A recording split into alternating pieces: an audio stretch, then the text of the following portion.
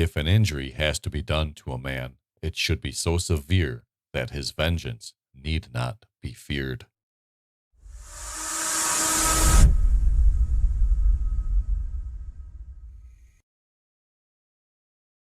Everyone sees what you appear to be. Few experience what you really are.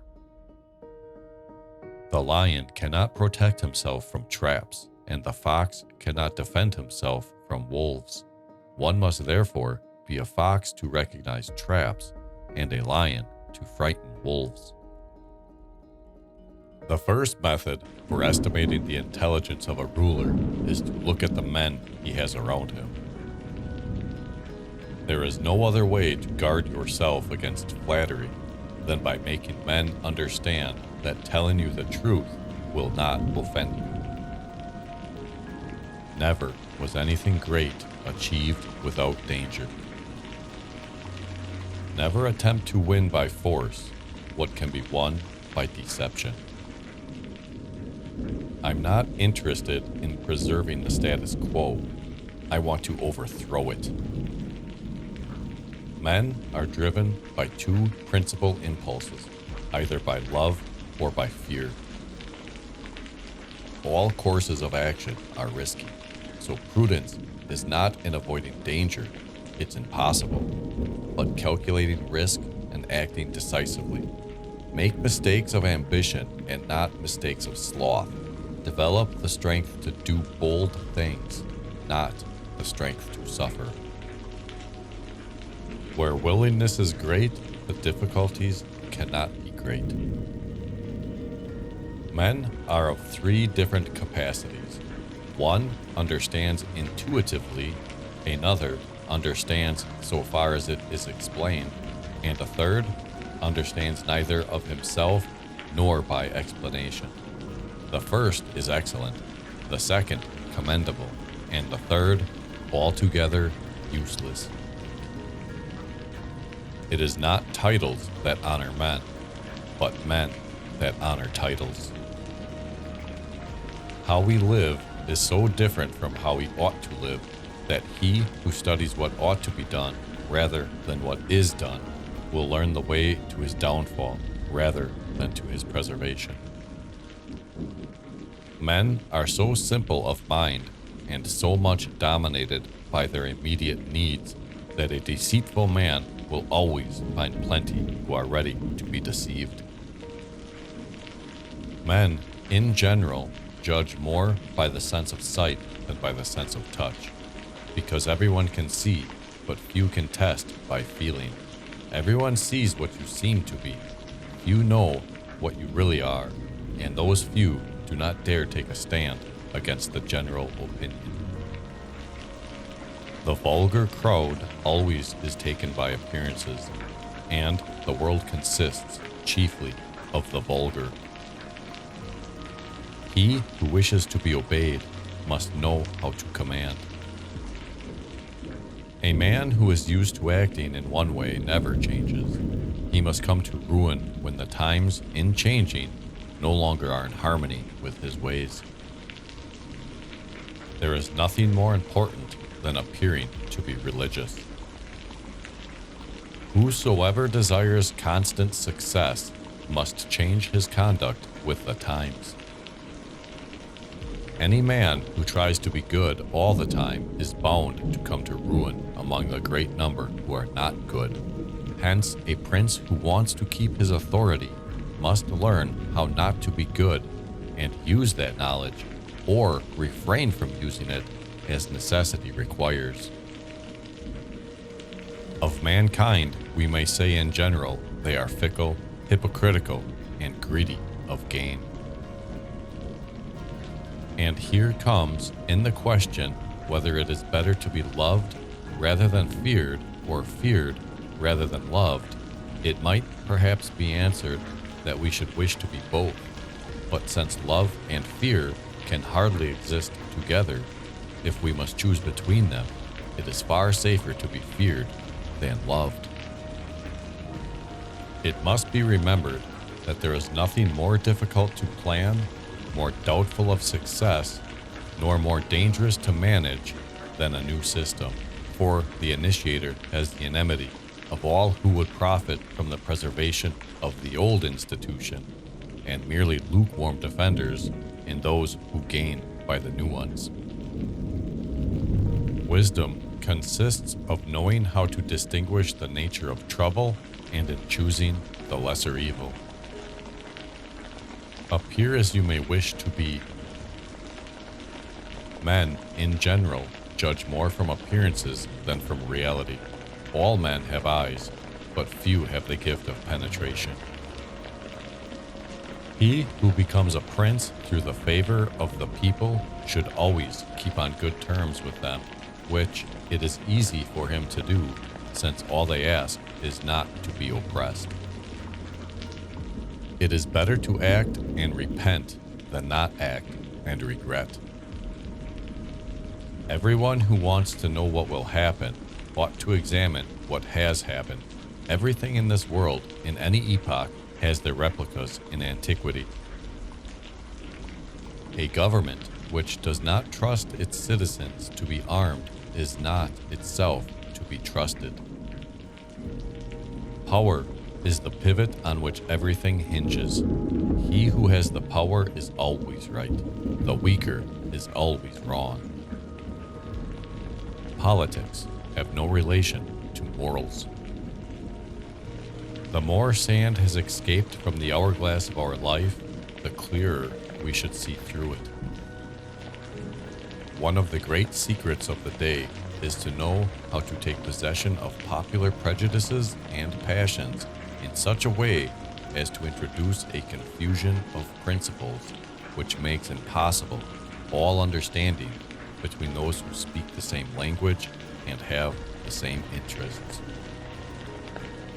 Women are the most charitable creatures and the most troublesome. He who shuns women passes up the trouble, but also the benefits. He who puts up with them gains the benefits, but also the troubles. As the saying goes, there is no honey without bees. There is no surer sign of decay in a country than to see the rights of religion held in contempt. You know better than I that in a republic, talent is always suspect. A man attains an elevated position only when his mediocrity prevents him from being a threat to others. And for this reason, a democracy is never governed by the most competent, but rather by those whose insignificance will not jeopardize anyone else's self-esteem. It is just as difficult and dangerous to try to free a people that wants to remain servile as it is to enslave a people that wants to remain free. Rome remained free for 400 years, and Sparta 800, although their citizens were armed all the time. But many other states that have been disarmed have lost their liberties in less than 40 years. It is double pleasure to deceive the deceiver. For this is the tragedy of man. Circumstances change, but he does not. There is nothing as likely to succeed as what the enemy believes you cannot attempt. Men are so stupid and concerned with their present needs that they will always let themselves be deceived. Entrepreneurs are simply those who understand that there is little difference between obstacle and opportunity and are able to turn both to their advantage. Whoever wishes to foresee the future must consult the past, for human events ever resemble those from preceding times. This arises from the fact that they are produced by men who ever have been, and ever shall be, animated by the same passions, and thus they necessarily have the same results. For the great majority of mankind are satisfied with appearances, as though they were realities, and are often more influenced by the things that seem than by those that are. Make mistakes of ambition and not mistakes of sloth. Develop the strength to do bold things, not to suffer. I desire to go to hell and not to heaven. In the former, I shall enjoy the company of popes, kings, and princes, while in the latter are only beggars, monks, and apostles. Make no small plans, for they have no power to stir the soul. You must know, then, that there are two methods of fighting, the one by law, the other by force. The first method is that of men, the second of beasts. But as the first method is often insufficient, one must have recourse to the second. The leader should know how to enter into evil when necessity commands. The state is not an organism capable of bringing either moral or material improvements to the populace, but merely a vehicle of power for the men and party in power.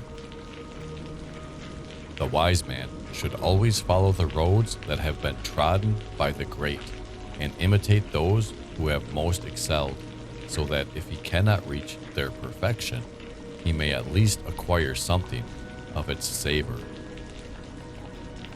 Hatred is gained as much by good works as by evil. He who, blinded by ambition, raises himself to a position whence he cannot mount higher, must therefore fall with the greatest loss. One can make this generalization about men. They are ungrateful, fickle, liars, and deceivers. They shun danger and are greedy for profit. While you treat them well, they are yours. They would shed their blood for you, risk their property, their lives, their children, so long, as I said above, as danger is remote. But when you are in danger, they turn against you. I hold strongly to this, that it is better to be impetuous than circumspect, because fortune is a woman, and if she is to be submissive, it is necessary to beat and coerce her. By the delusions of seeming good, the people are often misled to desire their own ruin, and they are frequently influenced by great hopes and brave promises. For the mob is always impressed by appearances and by results, and the world is composed of the mob. I consider it a mark of great prudence in a man to abstain from threats or any contemptuous expressions, for neither of these weaken the enemy, but threats make him more cautious, and the other excites his hatred and a desire to revenge himself. He who has once begun to live by rapine always finds reason for taking what is not his. An armed republic submits less easily to the rule of one of its citizens than a republic armed by foreign forces.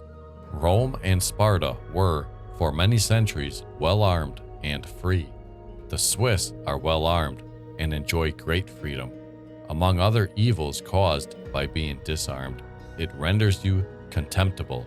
It is not reasonable to suppose that one who is armed will obey willingly one who is unarmed, or that any unarmed man will remain safe among armed servants. Whosoever desires constant success must change his conduct with the times. Few men are brave by nature, but good discipline and experience makes many so. It is a foolish prince who entrusts the safety of his lands to hired men. When you disarm your subjects, however, you offend them by showing that either from cowardliness or lack of faith you distrust them, and either conclusion will induce them to hate you. The best fortress which a prince can possess is the affection of his people. Delusion gives you more happiness than truth gives to me, for injuries ought to be done all at one time, so that, being tasted less, they offend less. Benefits ought to be given little by little, so that the flavor of them may last longer. It is a common failing of man not to take account of tempests during fair weather.